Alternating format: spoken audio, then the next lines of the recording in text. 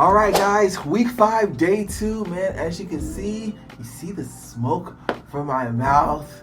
It's cold. It's cold. And on top of that, there's no electricity. So I probably should have did this earlier in the day when there was light. But you know what? This is perfect because we're making it happen. We have lanterns out here. We have headlamps. We're grilling because there's no electricity. And of course, I still got my workout in with you guys, which was a blast for me. I think that was one of my favorite ones. I just had a great time.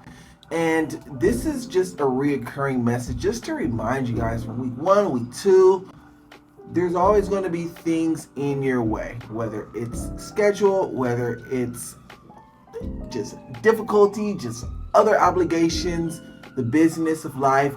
No electricity, for example. Today, like for instance, it was snowing outside, and I was just like, all right, I'm not gonna do a workout outside, but I will use the sunlight, I will use what I have, I will make the most out of this opportunity for, what's the buzzword lately?